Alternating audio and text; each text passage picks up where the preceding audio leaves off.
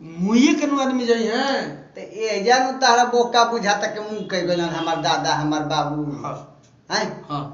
एजा से मुंह कह गलन ये ले मुंह वाला ओजा गलन तो ओजा हमनी के दादा परदादा पहले से बैठल रहल बाल बाल ओजा जालो तो आदमी बन जाला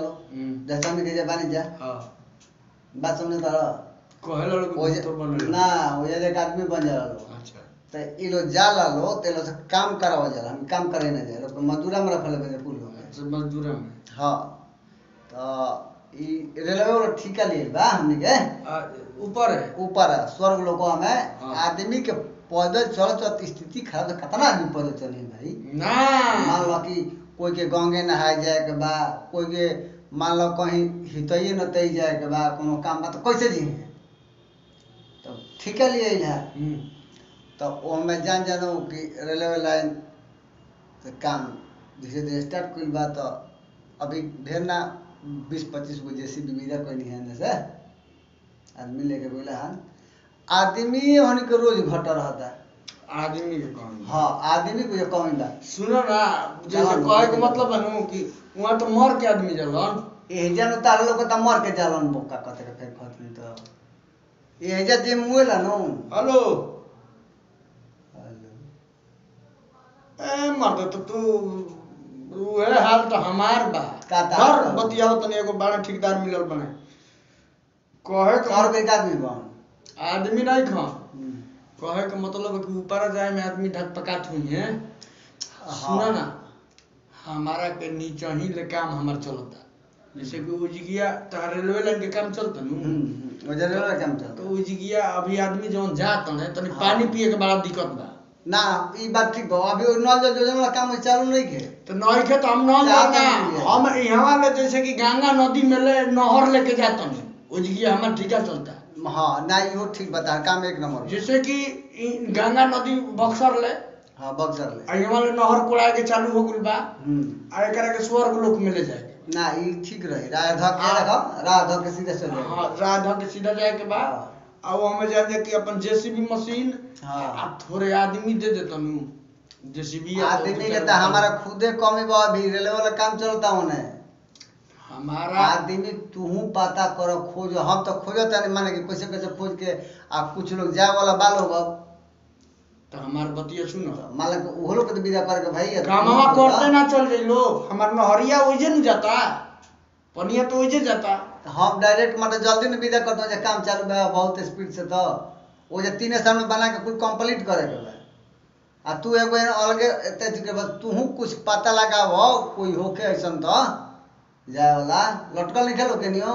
हमारा लटकल ना चाहिए तहारा लटकल चाहिए हमार खाड़ न वही पैदल नहर कोड़ते चल जाता सनु हमरा कोनो गाड़ी घोड़ा के काम बा इतना दूर थोड़ी बा हमरा कोड़े में स्वर्ग लोग तक एक से कम अब जान जाए कि आसमान में हम समुंदर बनवा देंगे समुंदर हालांकि तू समुंदर बनवा देबो एजा से आसमान पर आसमान में समुंदर हमारे में समुंदर है पानिया जौन आवेला बुनिया होला के एक टेंडर के कर मिल रहा है तारा हां हमारे टेंडर है माने वो बड़ टेंडर हम निकल ले जा बताओ हमारा तो बाबू दादा गइलन हां तार दादा मान लो कि हमनी के टेंडर एजा से मिलता कि आदमी विदा करो हां वो एजा जई है छोट मोट ठेकेदार काम दाम चलता अपन मान लो 2 पैसा कम दानी होता तो ओजा से जानता रहो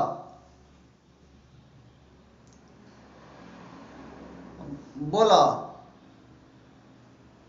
अच्छा तो रह लो अगतालो मत 1-2 दिन में चल जी लोग हो लोग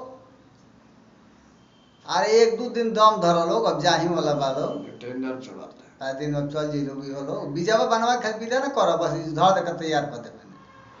नेट जाता चल ये लोग काम चालू हो जाई एमे का बताए के बा अगतालो मत हतना मत घबरा लोग आदमी काम मत माला आराम से विदा कर जी बीजा तू लोग बना के पहले 100-200 विदा कर लो इन्हें ठीक बा विदा कर लो 2-4 जन तत्काल में जाए वाला बाल लोग बता लो ठीक बा तू एगो काम करो ना तू चाइना चल जा वहां कोरोना अभी चलता ओ जगह ढेर जना जाए वाला बालो हमारा के जितना तार दादा परदादा छेरदादा माने नु हाँ। वो लोग के दे दो हम अपन नहरिया ले ली हमारा बड़ी बिजी बनी हम तू जान तर तारे से बड़ा हम धरती पे बदमाश देखे तले माने का बदमाशोरी काम कर देनी हम तारे से बड़ा धरती पे देखल है नहीं। अच्छा ई तू ही बताओ हमार दादा परदादा गइल ओ जे ठीक बात बजा के देख पता लगाओ तू जाके पता लगाओ। हां बोलो ओ जे रेलवे में काम चलता कि नहीं चलता तो मान तहार बताओ हमार तो जे रेलवे में काम चलता ऊपर चलता आ तू ई बताओ